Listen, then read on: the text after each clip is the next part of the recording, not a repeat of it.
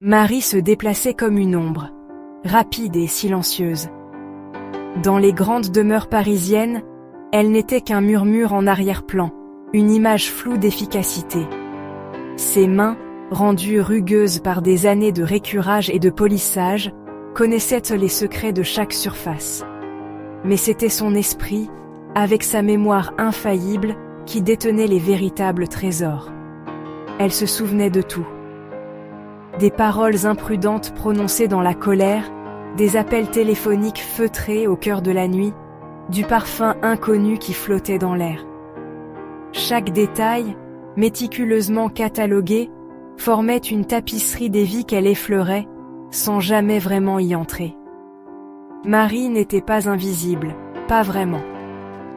Elle était une petite souris, observant la danse complexe de la bourgeoisie depuis la périphérie. Observatrice silencieuse, elle avait appris à anticiper leurs besoins, leurs humeurs, et même leurs mensonges. Et les mensonges! Ils coulaient à flot, comme le vin cher qu'ils buvaient.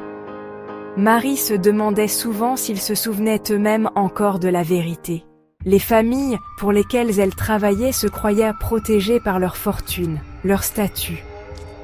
Elle prenait le silence de Marie pour de l'ignorance, sa discrétion pour de l'indifférence. Elle laissait leurs secrets traîner comme de la petite monnaie, insignifiant, facilement oublié. Mais Marie remarquait tout. Elle voyait la trace de rouge à lèvres sur le col, la lettre d'amour froissée glissée sous le matelas, le tremblement dans la main de Monsieur Dubois lorsqu'il mentait à sa femme sur ses allées et venues.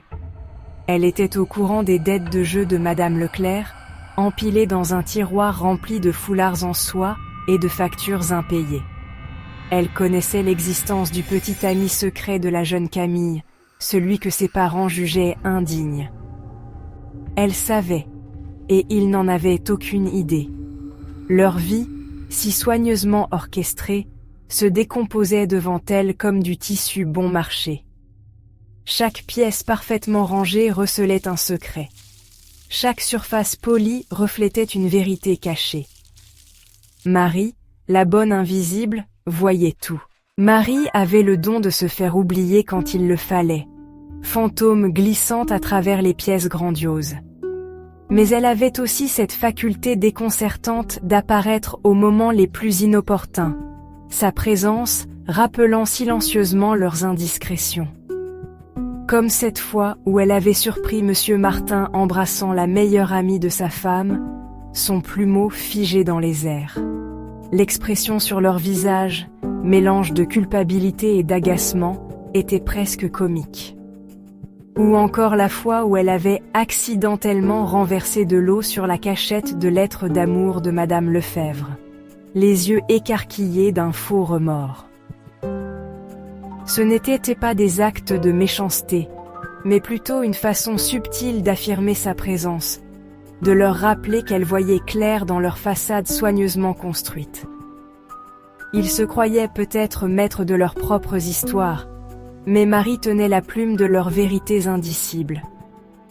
Et tandis qu'elle dépoussiérait leur cage dorée, elle ne pouvait s'empêcher de se demander qui était réellement prisonnier. Eux, piégés dans leur toile de mensonges, ou elle, la gardienne silencieuse de leurs secrets.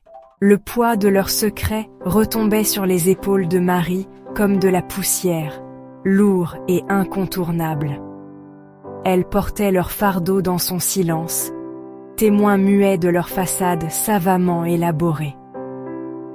La nuit, leurs murmures résonnaient dans sa petite chambre louée, leurs angoisses s'immisçant dans ses rêves.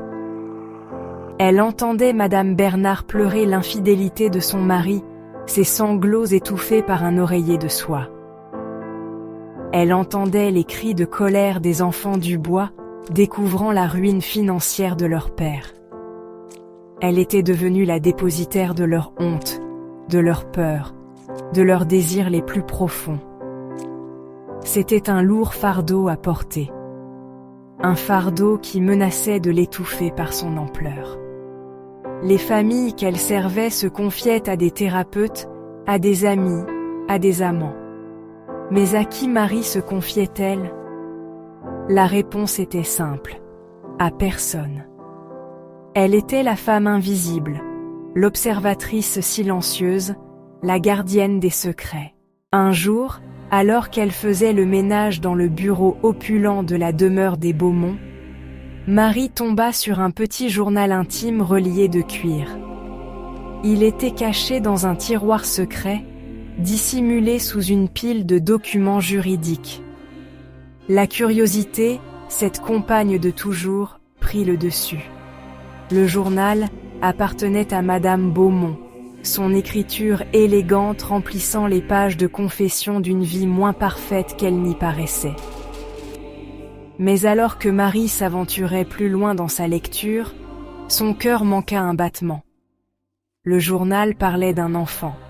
Un enfant abandonné à l'adoption des années auparavant.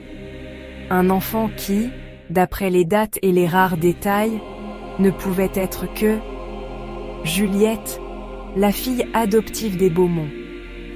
La pièce sembla basculer.